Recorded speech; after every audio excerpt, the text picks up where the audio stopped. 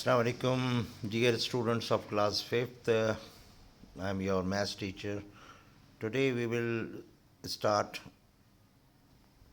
a new lecture on a unitary method. आज हम unitary method पे डिस्कस करेंगे. ये प्लीज़ एक दो गलतियां हैं, नोट डाउन कर लें. ये यूनिट नंबर 6 है, यूनिट नंबर 4 नहीं है. ये पुरानी रिकवरी पे लिखा गया है 4. तो यूनिट नंबर 6 है. यूनिटरी मेथड को के क्वेश्चंस को एक्सरसाइज 6.1 को सॉल्व करने से पहले you must know what is the unitary method. Unit का मतलब मैथमेटिक्स में 1 होता है. ये आम ज़िंदगी में डेली कैलकुलेशंस के लिए इस्तेमाल होता है. मिसाल के तौर पर यूँ समझ लीजिए कि अगर 5 मार्कर की कीमत दी हुई हो तो 3 मार्कर की कीमत निकालनी हो तो उसको यूनिटरी मेथड के ज़रिए सॉल्व किया जाता है. इसके लिए तरीक़ाकार ये है कि सबसे पहले किसी भी नंबर से, मिसाल के तौर पे 5 मार्कर की कीमत 20 रुपीज़ है, तो उसकी मदद से हम एक मार्कर की कीमत निकालते हैं. तो जब 5 से 1 पे आते हैं तो किसी भी नंबर से 1 पे आएँ तो वी हैव टू डिवाइड. तो 20 को 5 पे डिवाइड करेंगे और फिर 1 से 3 मार्कर्स या 2 मार्कर की कीमत निकालना हो तो मल्टीप्लाई करेंगे. तो मैं इसकी एप्लीकेशंस में कैलकुलेशंस को ज़्यादा डिस्कस करूँगा. फिर अभी आप ये समझ लीजिएगा, किसी भी नंबर से 1 पे आएँ तो डिवीजन होती है और 1 से किसी नंबर पे जाएँ तो मल्टीप्लिकेशन होती है. Very simple argument. And now we will start this. और आप जब प्रैक्टिस करेंगे तो आपको समझ में आ जाएगी. यहाँ देखिए क्वेश्चन नंबर 1 है, if A carpet is sold for ₹1550 पर स्क्वायर मीटर. एक स्क्वायर मीटर कारपेट की प्राइस 1550 है. तो यहाँ एक की प्राइस दी हुई है. तो how much will it cost to cover a room that measures 20 square. तो एक की प्राइस दी हुई है और 20 स्क्वायर मीटर की प्राइस निकालनी होगी. तो वेरी सिंपल, यहाँ 1 की प्राइस है और जब 20 की तरफ जाएंगे तो मैंने अभी आपको बताया था 1 से किसी भी कैलकुलेशंस की तरफ जाएं जो 1 से वेरी करें तो फिर उसमें हम मल्टीप्लिकेशन इस्तेमाल करते हैं. तो यहाँ देखिए कॉस्ट ऑफ 1 स्क्वायर मीटर जो है 1550 है. तो 20 स्क्वायर मीटर डायरेक्टली 1 से 20 की तरफ जा रहे हैं. तो what we have to do, we have to multiply. किसी नंबर से 1 की तरफ आएँ डिवीजन, 1 से किसी भी कैलकुलेशन नंबर या मेजरमेंट की तरफ जाएं तो मल्टीप्लिकेशन. तो 1 स्क्वायर मीटर के, ये देखिए 1 स्क्वायर मीटर की जो प्राइस है वो 1550 है. तो 20 की जो होगी, तो 1 से 20 की तरफ जा रहे हैं तो मल्टीप्लाई करेंगे. ये लिखा हुआ लिखने में गलती हो गई है, ये 2 लिख दिया गया है, ये 20 लिखना चाहिए था, लेकिन आप देख लें आंसर ठीक आएगा. ठीक है, तो इसको प्लीज़ करेक्ट कर लीजिएगा. 1550 इंटू 2 नहीं है, 20 है. ये लिखने में कंप्यूटर वाले ने गलती कर दी. तो लेकिन आंसर आप देख लिए बिल्कुल 31,000 वो बिल्कुल ठीक आए. तो इसी तरह, अच्छा, इस एक्सरसाइज में जितने क्वेश्चंस हैं मैंने ऑड नंबर्स को क्वेश्चंस को लिया है, बाकी आप प्रैक्टिस में करेंगे. You have to complete the exercise. इस तरह क्वेश्चन नंबर 3 को देखें. If a scale on a map reads 2 centimetre for 50 kilometers is equal to 50 kilometers. How many kilometers are there between two cities whose distance on the map is 7.5.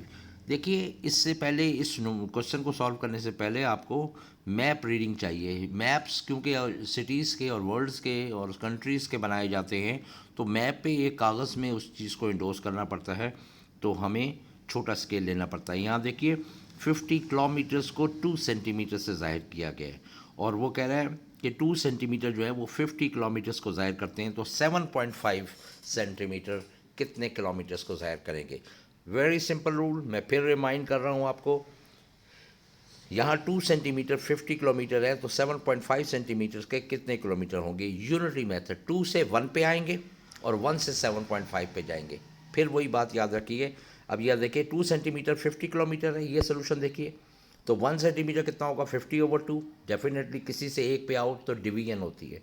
और कितना आ जाएगा, और 7.5 centimetre, ये देखिए तो multiplication होगी 50/2 multiplied by 7.5.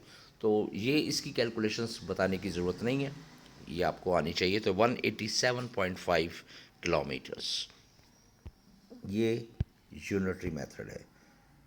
Question number 5. if a pizza delivery person driver drives 276 kilometers in 3 days, pizza deliver करने वाला ड्राइवर है, वो 3 दिनों में 276 किलोमीटर्स ड्राइव करता है. How many kilometre this person will drive in 5 days? 5 दिनों में कितना ड्राइव करता है?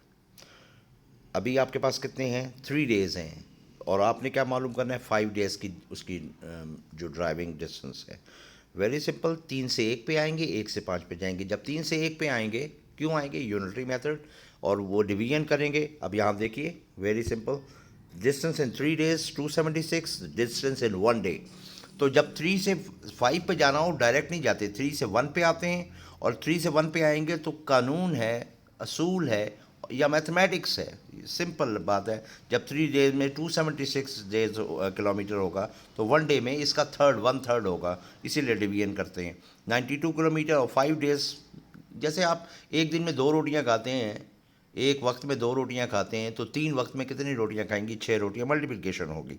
और डिस्टेंस इन 5 days जो है वो 1 से 5 पे आ रहे हैं, मल्टीप्लिकेशन.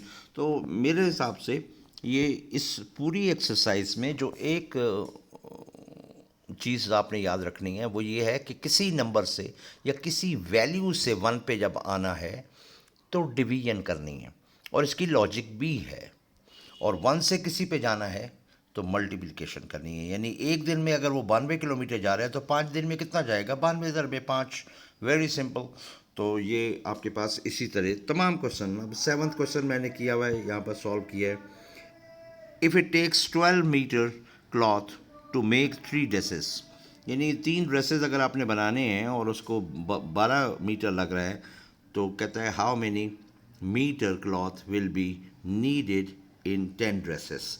यानी 3 ड्रेसेस के लिए 12 मीटर है, और तो 10 ड्रेसेस के लिए कितना होगा? तो पहले 3 ड्रेसेस हैं, उससे 1 पे आएंगे और 1 से 10 पे जाएंगे. ये देखिए, cost of 3 dresses, sorry 3 dresses 12 है, तो 1 के लिए कितना होगा? डेफिनेटली डिवीजन होगी और 4 मीटर आएगा. और क्लॉथ फॉर 10 ड्रेसेस 1 से 10 पे जा रहे हैं, तो 10 टाइम्स मल्टीप्लाई करेंगे. It's very simple. मेरे हिसाब से अभी तक जो मैंने आपको बताया है वो यूनिटरी मेथड मीन्स कि आपके पास जो भी कैलकुलेशंस होगी उससे 1 पे आना है, और 1 से दूसरी कैलकुलेशंस पे जाना है. और जब किसी एक से 1 पे आएंगे, डिवीजन होगी, 1 से किसी पे जाएंगे. ये लास्ट क्वेश्चन मैंने 9th किया है. परवेज अर्न्स 3600 इन 4 days. 4 दिन में वो 3600 कर रहा है. How many days he will take to earn 4500? यानी 4 days में वो 36 कर रहा है, तो कितने डेज में 45 होगा? तो इसमें पहले रुपीज़ आएंगे. ये देखिए, रुपीज़ 3600 कमाने के लिए उसको 4 days लगते हैं, तो 1 रुपी कमाने के लिए. और आपकी एडिशनल इन्फॉर्मेशन दे दूं बच्चों कि रुपीज़ जो होता है वो मोर देन 1 होता है, तो उससे जो 1 लगाएंगे तो RS नहीं लगाएंगे, RE लगाएंगे. ये एक जनरल नॉलेज है. डेज टू अर्न 1 रुपी. तो जब 3600 से 1 पे आएंगे, तो किसी से 1 पे आ रहे हैं, डिवीजन होगी. और फिर 4500 कमाने के लिए कितने दिन लगेंगे? डेफिनेटली 1 से 45 पे जाएंगे तो मल्टीप्लिकेशन होगी. It's was very simple task of unitary method. आप, I hope you will do it, और what you have to do, आपने ये पूरी एक्सरसाइज के तमाम क्वेश्चंस करने हैं अपनी नोटबुक से. डू नॉट से कि सर ने ये क्वेश्चन 4 कराए थे तो आपने ये, मैंने ऑड नंबर्स के ऑर्डर पे किए, आपने तमाम करने हैं. मैं फिर रिमाइंड कर रहा हूँ, this method of solving the exercise is called unitary method. What is unitary method? Unitary methods में तरीक़ाकार ये है कि किसी भी नंबर या वैल्यू से 1 पे आना है, और 1 से किसी और नंबर पे जाना है. तो जब किसी एक वैल्यू या नंबर से 1 पे आते हैं, तो we make a process called division. और 1 से किसी नंबर या वैल्यू पे जब जाते हैं, we make a process of called multiplication. इसकी लॉजिक्स भी मैंने आपको समझाने की कोशिश की. Hope you will understand and you will solve this exercise. Thank you very much.